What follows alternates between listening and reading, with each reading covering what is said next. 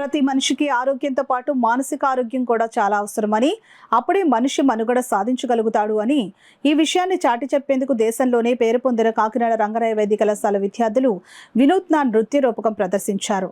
ఇది ప్రతి ఒక్కరిని ఆకట్టుకుంది. మానసిక వైకల్యం ఆరోగ్యంపై ఈ నెల 10వ తేదీ వరకు దేశవ్యాప్తంగా వారోత్సవాలు నిర్వహించారు.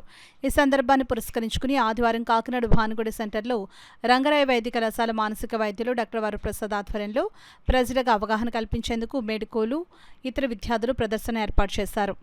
ఈ మధ్యన చాలా మంది యూత్‌లో కొన్ని లక్షణాలు ఎక్కువగా చూస్తున్నాం. వాళ్ళ మీద వాళ్ళు అనుమాన పడడం గానీ, ఎక్కువగా కంగారు పడడం గానీ, రాత్రి మాటలు నిద్రపోకుండా భయపడడం గానీ, ఇలాంటి లక్షణాలతో గనక ఎవరైనా బాధపడి ఉంటే, ముందుగా గుర్తించి మా డిపార్ట్‌మెంట్‌కి తీసుకొస్తే దీనికి వైద్యం ఉంది. మీరు గుర్తించకపోతే అది తద్వారా ఇంకా లక్షణాలు పెరిగిపోయి వాళ్ళ మానసికంగా చాలా కృంగిపోయి ఆత్మహత్యకు లోనవుతున్నారు. ఈ చేసిన ర్యాలీ గానీ, మేము ఇచ్చిన స్పీచెస్ వల్ల గూడా చాలామంది మీరు ఈ లక్షణాలున్న వాళ్ళని మీ స్నేహితులతో గానీ, మీ కుటుంబాల్లో గానీ ఎవరినైనా గుర్తిస్తే ముందుగా మా డిపార్ట్‌మెంట్‌కి తీసుకురావాలని మేము మనవి చేసుకుంటున్నాం. De addiction centre Kakinada government హాస్పిటల్‌లో డి అడిక్షన్ సైకియాట్రిస్ట్ కింద వర్క్ చేస్తున్నాను.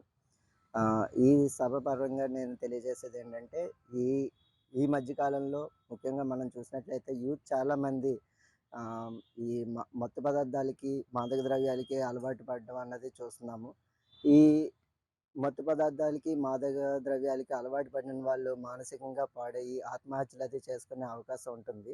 వీళ్ళని త్వరగా గుర్తించి ట్రీట్మెంట్‌కి తీసుకొచ్చినట్లయితే మనం మంచి సమాజాన్ని స్థాపించడానికి సంరక్షణ తీసుకుంటూ వాళ్ళని చాలా క్లోజ్‌గా మానిటర్ చేస్తూ వాళ్ళు ఏదైనా మత్తు పదార్థాలకు అలవాటు పడుతున్నారు అంటే ఆల్కహాల్ గానీ, గంజాయి గానీ, లేదంటే వేరే డ్రగ్స్ గానీ ఏదైనా అలవాటు పడుతున్నారన్న అనుమానం వచ్చిన వెంటనే మా విభాగానికి తీసుకొచ్చి వాళ్ళకి వైద్యం సకాలంలో అందిస్తే మనం చాలా వరకు ఆత్మహత్యలు నివారించగలుగుతాము.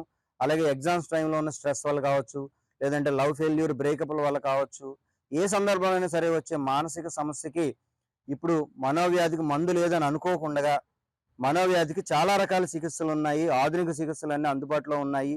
వీటన్నిటిని ప్రజలందరూ ఉపయోగించుకుంటూ మన మానసిక ఆరోగ్యాన్ని మెరుగుపరుచుకుందామని, అలాగే తద్వారా ఒక బంగారు భవిష్యత్తు కలిగిన యువతని మన దేశానికి అందిద్దామని తెలియజేస్తూ ఈ అవకాశం ఇచ్చినందుకు ధన్యవాదాలు.